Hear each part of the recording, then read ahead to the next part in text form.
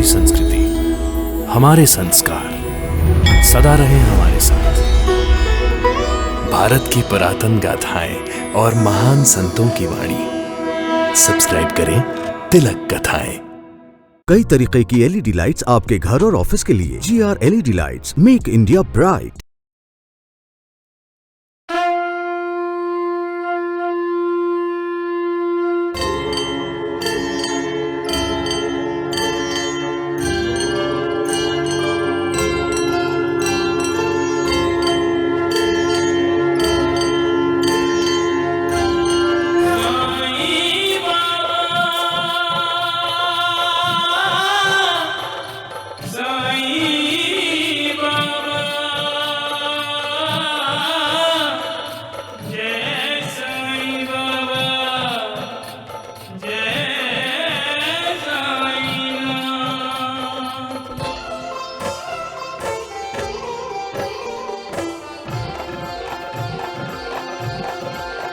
साईं राम साईं श्याम दुख भंजन तेरु नाम।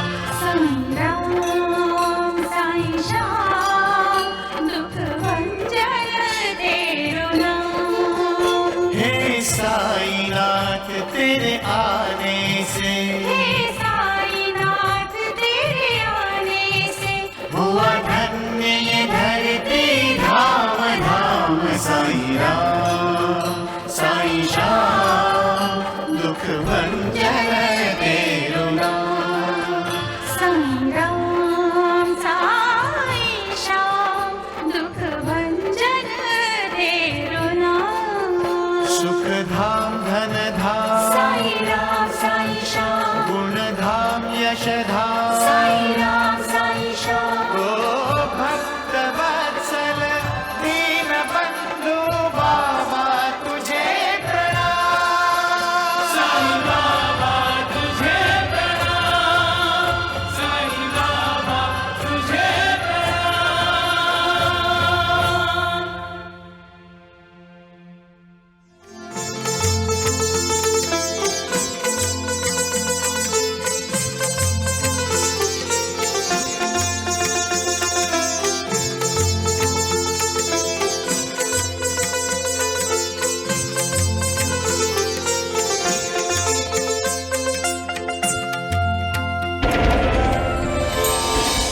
सरपंच जी, जैसे जैसे वक्त बदलता है परंपरा बदल देनी चाहिए।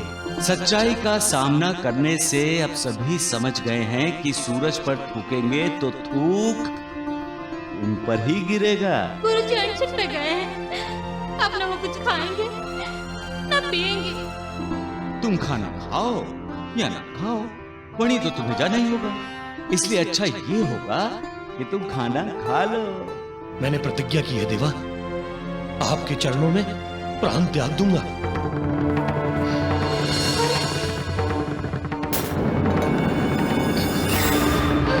काका जी, काका जी, काका जी।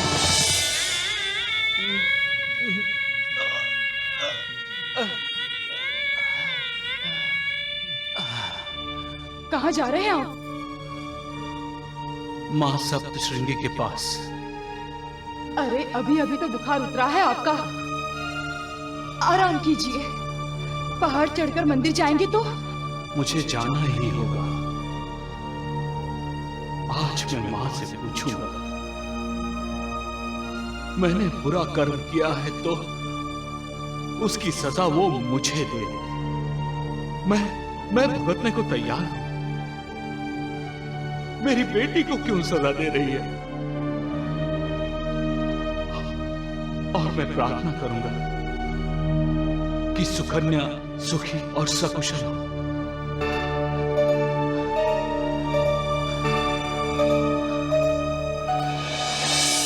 गोपी, मैं इनके साथ जा रही हूँ। तुम पढ़ाई करो, तुम्हारी परीक्षा नजदीक है।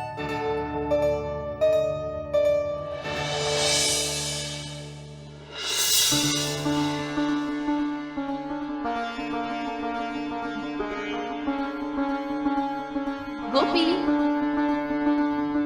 गोपी भैया, सुकन्या दीदी, खूब पढ़ाई हो रही है गोपी भैया? परीक्षा नजदीक है ना, इसलिए। हिंदी पढ़ी जा रही है? पढ़ो पढ़ो।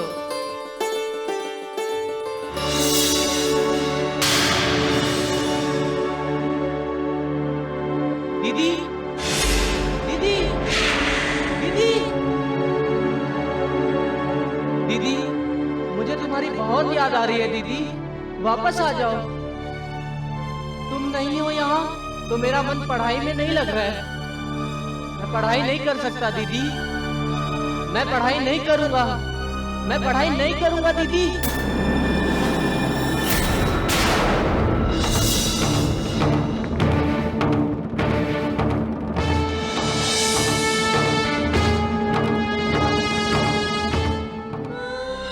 मेरे प्यारे गोपी भैया को मेरा प्यार और आशीर्वाद। गोपी भैया, मैं एक बदकिस्मत बेटी हूँ। चाहती हूँ मेरी बदकिस्मती का साया मेरे परिवार पर ना पड़े, इसीलिए मैं घर छोड़कर पहले वाले विधवा आश्रम में रहने जा रही हूँ। मेरे साथ तुम्हारा, माँ का और पिताजी का प्यार है।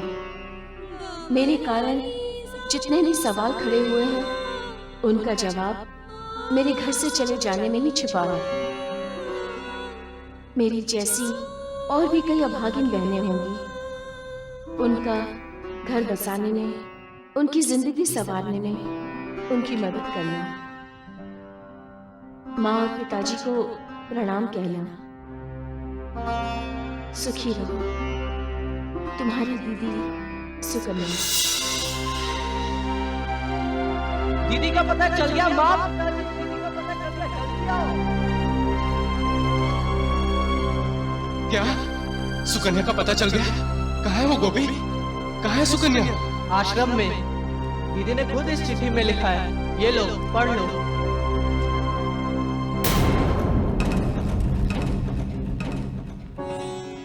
आसमान साफ हो गया, बादल हट गए,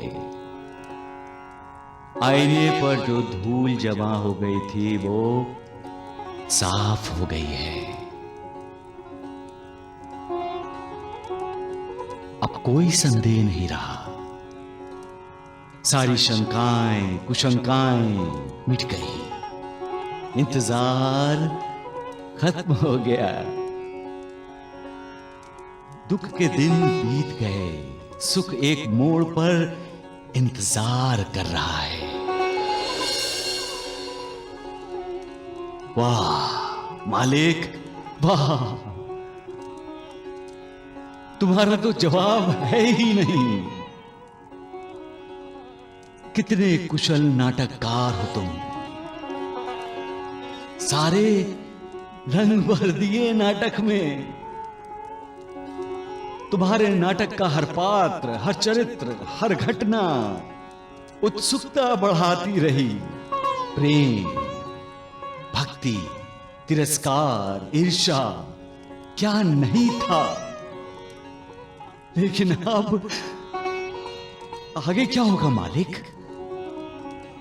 तुमने आज ये साबित कर दिया मालिक कि इस पृथ्वी लोक पर हर किसी का अंत होता ही होता है। इसी न्याय से तुमने लापता बेटी, लापता बहन और गुम हुई प्रेमिका की खोज का भी अंत कर दिया। क्या ये अंत नए अध्याय का प्रारंभ होगा? क्या बाप और बेटी, भाई और बहन, प्रेम और प्रेमिका एक दूसरे से मिलेंगे? आखिर वो तो नाटककार ही, इसलिए नाटक को एक दिलचस्प मोड़ पर लाकर खड़ा कर दिया मालिक। अगर पंचायत ने काका जी के खिलाफ फैसला नहीं लिया तो क्या हुआ? इस लक्ष्मण ने तो कब का फैसला ले लिया। मैं उमाकांत और सुकन्या की शादी कभी नहीं होने दूंगा। लक्ष्मण, क्यों बे? भागते हुए क्यों आ रहा है? सुकन्या की चिट्ठी मिली है। सुकन्या की चिट्ठी कहाँ मिली है और किसे मिली है? उमाकांत और गोपी को, और वो दोनों सुकन्या को लाने के लिए निकले हैं। क्या?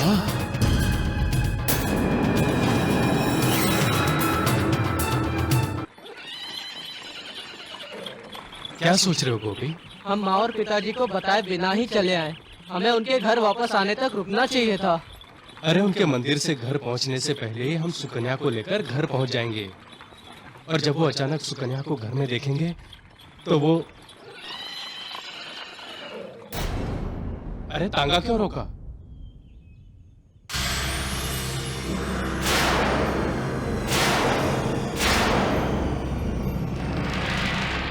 लक्ष्मण, तांगा क्यों रोका है? हम जल्दी में हैं, हमें जाने दो।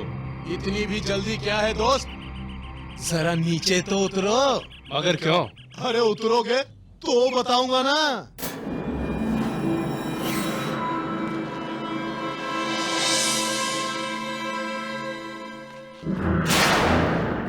तुम क्या समझते हो उमाकांत? बिल्ली ने आंखें बंद करके दूध पी ली तो क्या दुनिया ने आंखें बंद कर ली? मैं कोई काम चोरी छुपे नहीं करता लक्ष्मण। हाँ, तुम्हें तो हर काम बैंड बाजा बजाकर करने की आदत जो है, और आज भी एक विधवा से शादी करने के लिए खुलेआम जा रहे हो। हम भी बारात में शामिल होने आए हैं भैया। लक्ष्मण! नहीं नहीं नहीं नहीं नहीं नहीं, गुस्सा नहीं। तुम्हें तो बैंड बाजे के साथ टांगे में बैठना है। अरे देख क्या रहे हो? जरा बैंड बाजा तो बजाओ। उमाकांत भैया!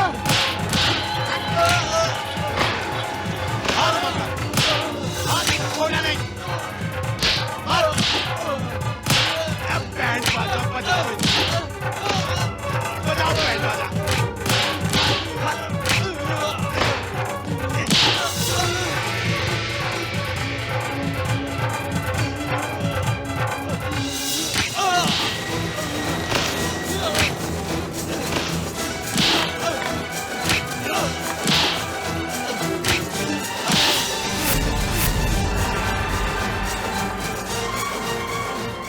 उठा के झाड़ियों में फेंक दो, मर जाएगा या फिर जंगली जानवर खा जाएंगे। खून खराबा, नफरत, दुश्मनी, नहीं मालिक नहीं, ऐसा नाटक मत लिखो। मुझे दुनिया में करुणा देने के लिए भेजा है तुमने।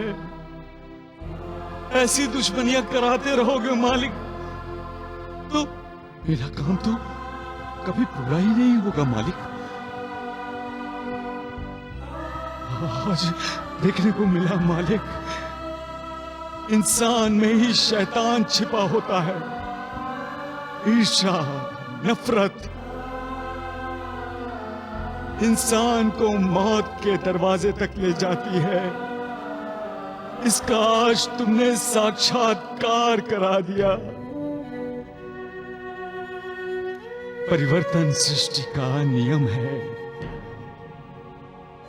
ऐसा सभी कहते हैं, लेकिन परिवर्तन जब होने लगता है तब उसका कितना विरोध हो सकता है, ये आज तुमने साफ दिखा दिया मालिक। रहम करो मालिक, दया करो। इंसानी मुखौटे की आड़ में छिपे हुए शैतानी चेहरे का दमन करो मालिक। प्यार तो भक्ति का रूप है। एक दूसरे से सच्चा प्यार करने वालों को सजा मत दो मालिक, उन पर कृपा करो। आशीर्वाद दो मालिक, आशीर्वाद दो, आशीर्वाद। हमें भागना नहीं चाहिए था, हमें उमाकांत भैया को बचा लेना चाहिए था।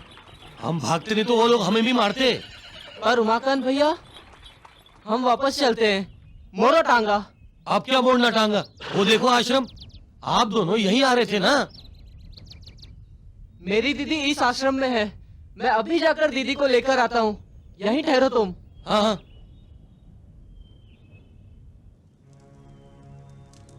तुम दयालु हो मालिक, दयालु हो। जैसा कर्म वैसा कर्म फल। इस नियम का पालन निष्पक्ष बुद्धि से करते हुए भी तुम्हारे दिल में अपनी संतान के लिए ममता होती है, और तुम वो ममता उस पर लुटाती भी हो। वो निराश होता है तो भी उसे कहते हो कि निराश मत हो, सुख तुम्हारे दरवाजे पर दस्तक देने के लिए आ रहा है। तुमने तो बता ही दिया कि पांडवों को और श्री राम को भी वनवास जाना पड़ा था। इंसान को भी दुखों के वनवास को स्वीकार करना होगा, वरना दुख का महत्व इंसान कैसे जानेगा।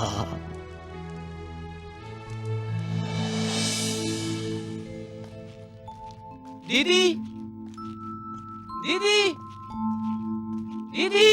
अरे रुको, ये विधवा आश्रम है बेटा, तुम अंदर नहीं जा सकते।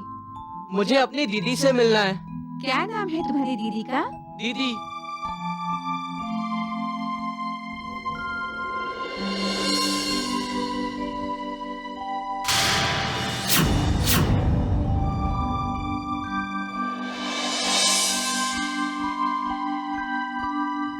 गोपी। दीदी। गोपी। दीदी। मेरे भैया। दीदी। कैसे हो तुम? तुम नहीं हो दीदी तो घर सुनसान लगता है। माँ, पिताजी हर पल तुम्हें याद करते हैं। और क्या? अपने आप को अपराधी मानते हैं। तुम कैसी हो दीदी? मैं खुश हूँ।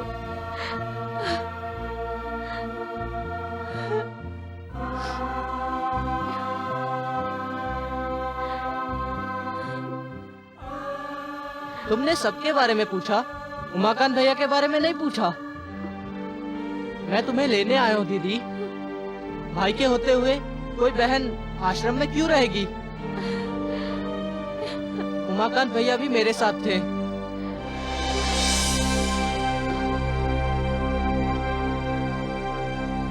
लक्ष्मण और उसके साथियों ने उसे तांगे से उतारकर क्या किया? झगड़ा किया? उसे लाठियों से मारा दीदी। पता नहीं उमाकांत, तुम मेरे साथ चलो दीदी, वरना वो गुंडे उसे मार डालेंगे।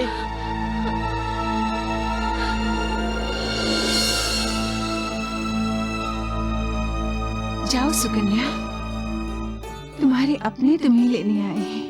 ये देखकर सुनकर यहाँ की बाकी औरतों को ये आशा तो हो गई कि कभी न कभी उनका भी कोई अपना उन्हें लेने आएगा। तुम जाओ, आश्रम के नियमों का जवाब मैं दूंगी।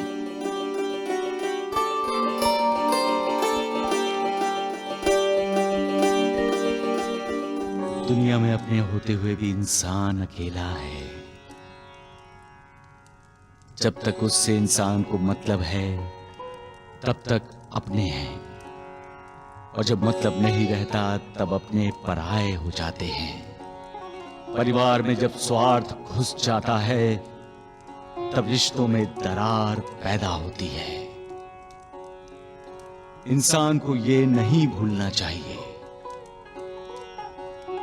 कल उसकी भी दशा ऐसी हो सकती है कि उसके अपने ही उसे किसी आश्रम में भेज सकते हैं। इसलिए निष्पाप बच्चा अच्छा और सच्चा है।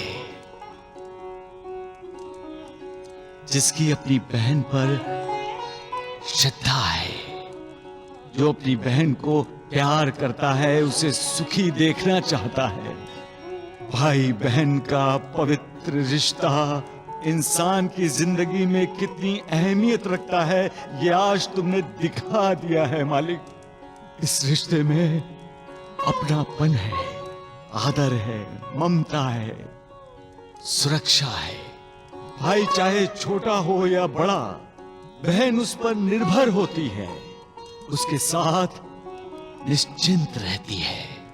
भाई भी अपनी बहन की ढाल बनता है, उसे सुखी देखने के लिए हर कोशिश करता है, उसका आदर करता है, क्योंकि भाई को अपनी बहन में हमेशा अपनी माँ का प्रतिबिंब दिखाई देता है।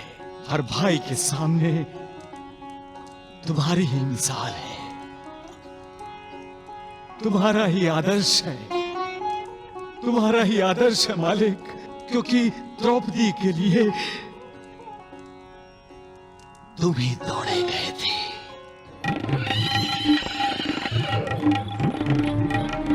तेज दौड़ाओ और तेज भगाओ इस घोड़े को तांगे वाले।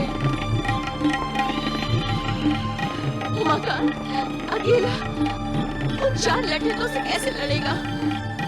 हे देवा, घोड़ा क्यों रुक गया गोपी? लक्ष्मण और उसके साथियों ने हमारा तांगा यही रोका था दीदी।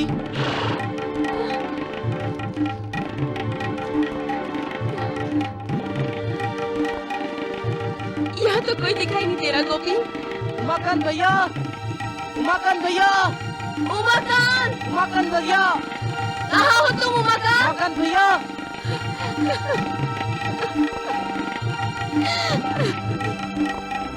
मत रो दीदी, मत रो। मैंने कहा था ना गोपी कि मैं अभागिन हूँ। क्यों लेकर आए थे तुम उमाकांत को? क्यों लेकर आए थे? क्यों?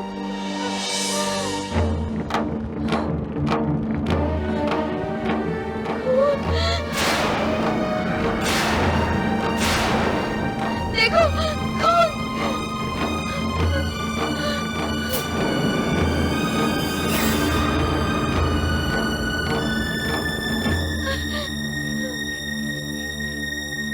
उमाकांत, उमाकांत भैया, उमाकांत,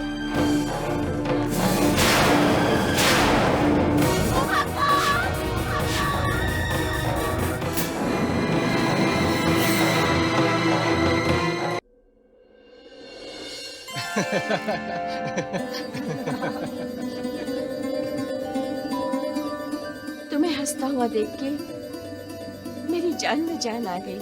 और तुम्हें अपने सामने अपने साथ देखकर मुझे लगा कि मेरी जान मुझे मिल गई।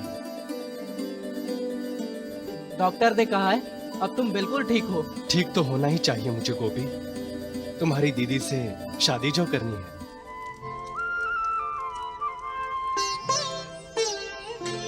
ओम जय साईनाथ, जय साईनाथ, आदि न अंत तुम्हारा, तुम्हें श्रद्धा नमन हमारा। ओम जय साईनाथ, जय साईनाथ, आदि न अंत तुम्हारा, तुम्हें श्रद्धा नमन हमारा। धरती पर रहकर प्रभु तुमने तन अंबर तक विस्तारा।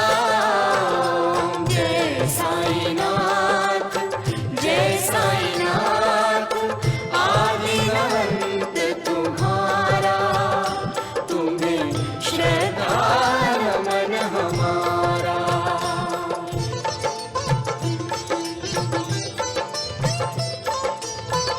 ईश्वरीय आलोक लिए प्रभु मानव रूप धरे हो। चमत्कार ही चमत्कार से तुम संपूर्ण भरे हो। चमत्कार ही चमत्कार से तुम संपूर्ण भरे हो।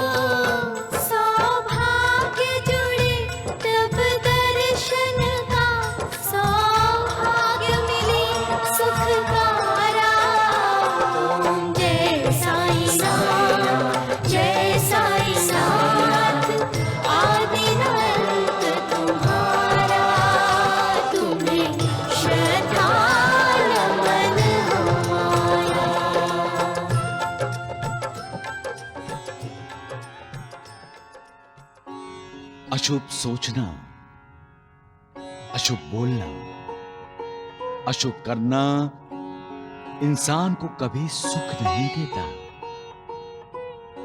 वो इंसान खुद भी दुखी रहता है और अपने व्यवहार से दूसरों को भी दुखी करता है।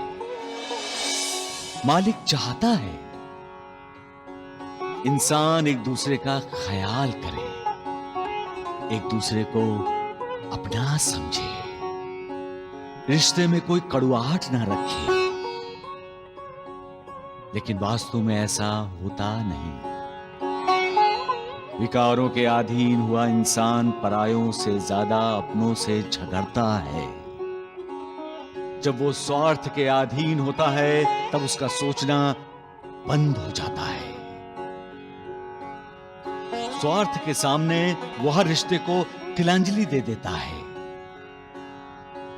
उसका अंजाम होता है निराशा, नाकामी, दुख, अशांति आदि आदि।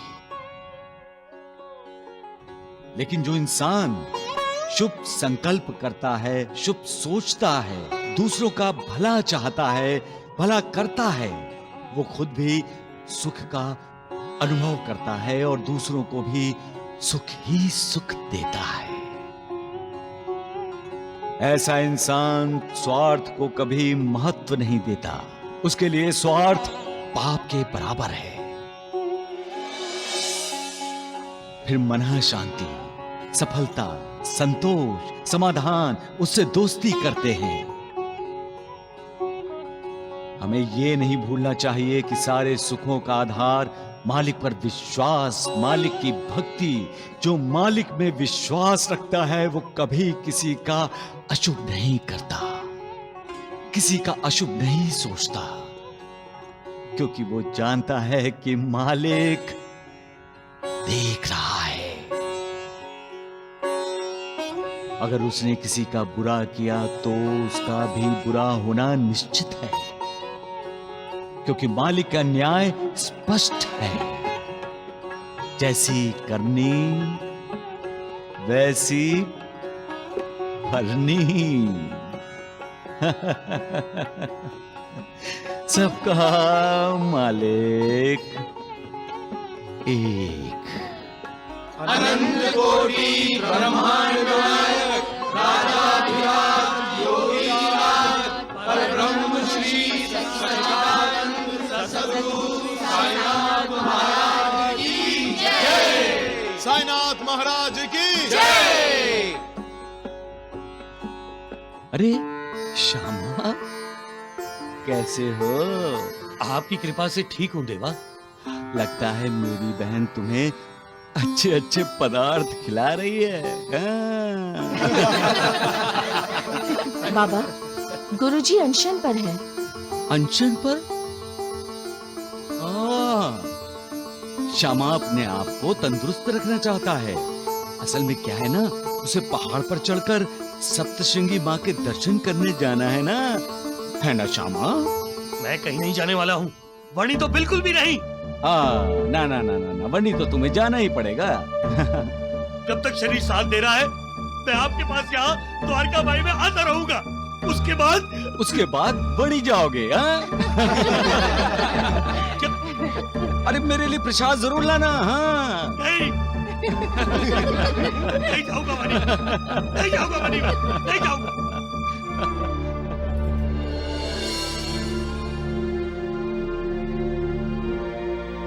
साईं बाबा, आपके शामू न कुछ खा रहे हैं न पी रहे हैं।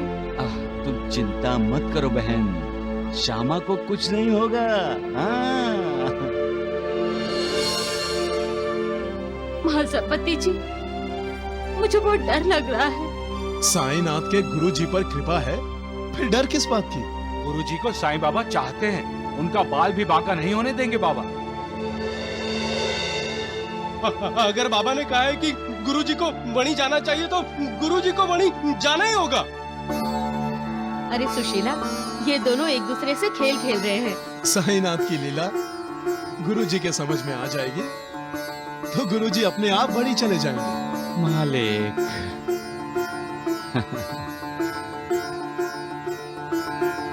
ये गोपी भी ना अपनी किताबें तक नहीं संभाल सकता। गोपी, गोपी, जल्दी आओ। गोपी घर में नहीं है। वो सुबह से कहीं दिखाई नहीं दे रहा। कहीं बाहर खेल रहा होगा या उमाकांत के घर पे बैठा होगा। अरे वो वहाँ भी नहीं है। मैं वहाँ देख कर आई हूँ। उमाकांत के घर में तो ताला लगा है। ताला लगा है? जरूर दोनों कहीं गए होंगे। कहाँ गए होंगे दोनों? सर्व मंगल मांगल्ये शिवे सर्वार्थ साधिके शरण्ये त्र्यंबके गौरी।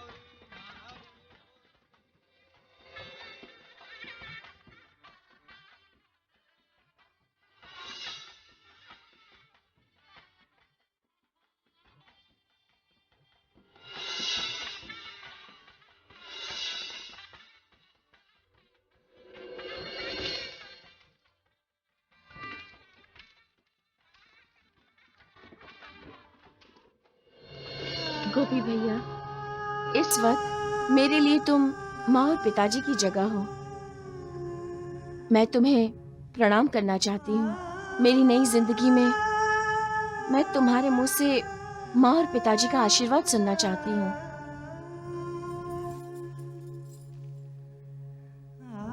तुम दोनों एक दूसरे को हमेशा प्यार करते रहना।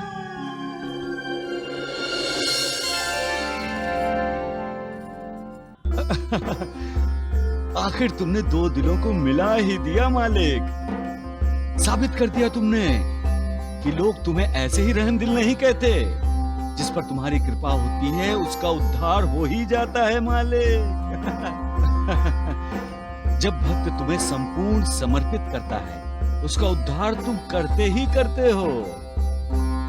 और जो सच्चे दिल से तुम्हें प्यार करता है उसका तुम आदर करते हो, कद्र करते हो उसके प्यार की, और उस प्यार को आशीर्वाद भी दे देते हो। हमेशा आसमान की तरफ देखकर बातें करेगा। अब तो तुम्हारा नाटक खत्म हुआ होगा ना? हाँ? और तुम्हारा नाटक शुरू हुआ ना? क्षमा दोस्त। कैसे हो बताओ? ठीक हो। तुम भगवान को बोलते हो कि वो नाटक करता है, और उस नाटक में हम सब काम करते हैं।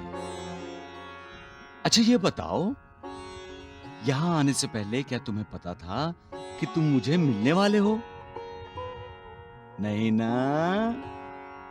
लेकिन उस ऊपर वाले को सब मालूम था, क्योंकि ये नाटक उसी का ही तो लिखा हुआ है। लेकिन नाटक के लिए तो मंच की जरूरत पड़ती है। नहीं नहीं, क्या बोलते हैं उसे? रंगमंच। रंगमंच की जरूरत पड़ती है। बिल्कुल, इंसान की जिंदगी रंगमंच ही तो है। इस रंगमंच पे कई कलाकार आते हैं, अपना अपना किरदार निभाते हैं, अपनी अपनी भूमिका निभाते हैं और इस रंगमंच से चले जाते हैं।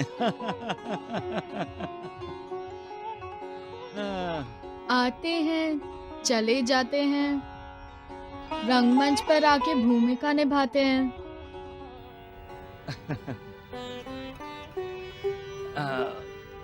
मालिक। अरे तुम भी आ गए?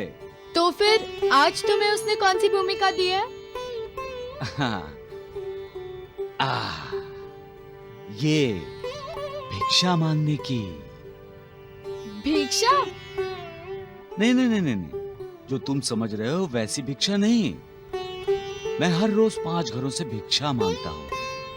उन 5 घरों से जो भिक्षा मुझे मिलती है, उस भिक्षा से मैं अपना और अपने साथ रहने वालों का पेट भरता हूँ। मैं छठे घर भिक्षा कभी नहीं मांगता। और अगर 5 घरों से भिक्षा नहीं मिली तो भी मैं छठे घर से भिक्षा नहीं मांगता। भिक्षा हर कोई नहीं मांग सकता श्रवण बेटे। जो सन्यासी हो वही भिक्षा मांग सकता है। जो कनक, कामिनी और कीर्ति इन आसक्तियों से मुक्त हो वो ही भिक्षा मांग सकता है। मेरी समझ में कुछ नहीं आ रहा है। जब तुम बड़े हो जाओगे तब सब समझ जाओगे। लेकिन याद रखो, भिक्षा का मतलब सिर्फ भीख मांगना ही नहीं। भिक्षा का असली महत्व तो कुछ और ही है। क्या? जो देता है वो बड़ा होता है और जो लेता है वो छोटा होता है। तुमने कभी बादलों को देखा है? हाँ, देखा है, ऊपर आसमान में। बादल पानी बरसाता है, इसलिए वो दाता है, इसलिए उसका स्थान ऊंचा रखा गया है। और समुद्र क्योंकि पानी लेता है, इसलिए उसका स्थान कहां पर है? नीचे है।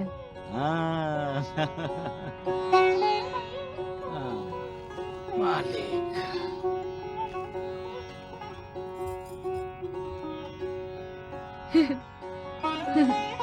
मुझे भगवान कहाँ मिलेंगे? अभी अभी तुम भगवान के साथ तो थे। वो देखो शिरडी के भगवान जा रहे हैं। नहीं नहीं, भगवान कभी भिक्षा मांगते हैं क्या?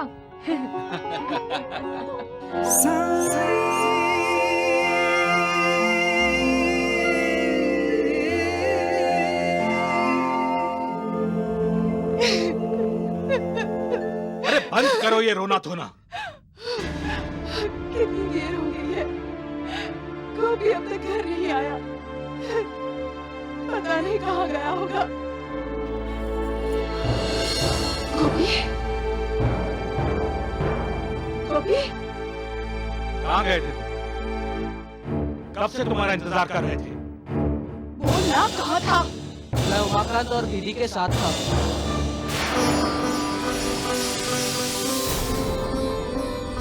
दीदी? दीदी के साथ?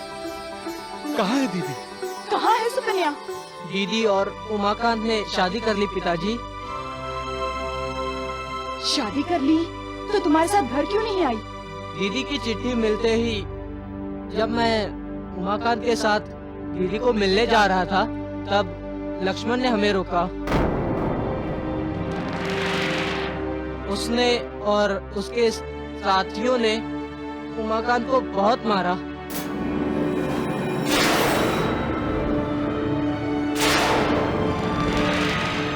उमाकांत भैया बच तो गए, लक्ष्मण जैसे लोग दीदी को तकलीफ देंगे, ये सोचकर दोनों ने गांव छोड़ने का फैसला कर लिया।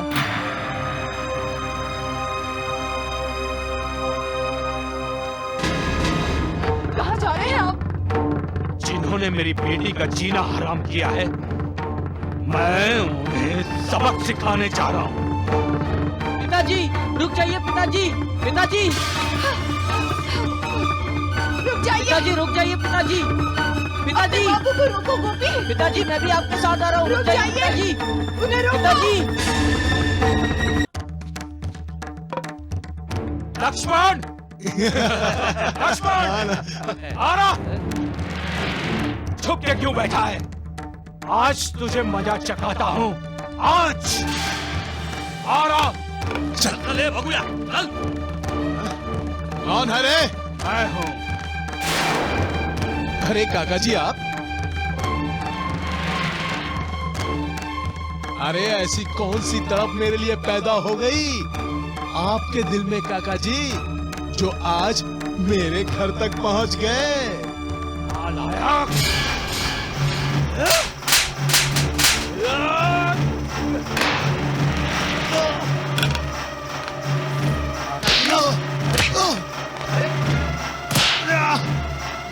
क्या कर रहे हैं काका जी? काका जी! वही कर रहा हूँ जो मुझे बहुत पहले करना चाहिए था। रुक जाइए काका जी। आज मुझे कोई नहीं रोक सकता, कोई नहीं।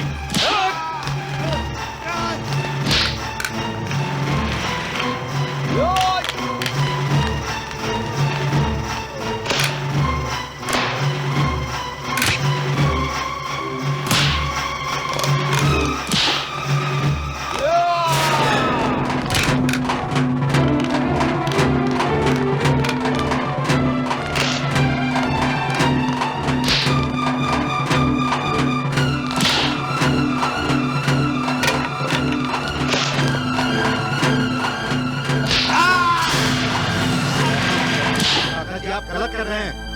मैं जो कर रहा हूँ ठीक कर रहा हूँ, उचित कर रहा हूँ। अपने इस नालायक बेटे को बचाने की कोशिश मत कीजिए, क्योंकि बाप होने के नाते इसकी काली करतूतों के लिए आप खुद जिम्मेदार हैं। क्या आपने कभी इसे पूछा है कि 4-4 लठैतों के साथ गांव में क्यों घूमता है? क्या आपने इसे कभी बताया है कि बाप के सरपंच होने की वजह से गांव इसकी जागीर नहीं हो जाती? कभी इसे समझाया है कि बाप के सरपंच होने की वजह से गांव की लड़कियों को छेड़छाड़ करने का ठेका नहीं मिल गया इसे? ये आप क्या कह रहे हैं? मैं सच बयान कर रहा हूं सरपंच जी, सच बयान कर रहा हूं। आपके इस कपूत ने एक दिन मेरी बेटी सुकन्या का हाथ पकड़ लिया। छोड़ो मेरा हाथ। मेरे साथ रहोगी तो फूलों की तरह रखूंगा तुम्हें।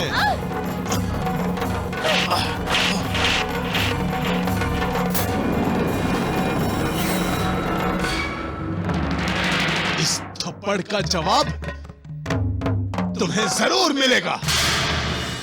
उमाकांत के सपने देखती हो ना, कभी पूरे नहीं होने दूंगा, कभी नहीं। मेरी बेटी के सपनों को आग लगाने के लिए इस नालायक ने उमाकांत का सिर फोड़ा और उसे मरा हुआ समझकर झाड़ियों में फेंक दिया, सिर्फ इसलिए कि ये सुकन्या से शादी करना चाहता था, मेरी बेटी को दुखी करना चाहता था। ये सरपंच जी, आपसे कह देता हूं, अगर आपके इस प्यारे बेटे ने गुंडागर्दी करने की कोशिश की तो मुझसे बुरा कोई नहीं होगा।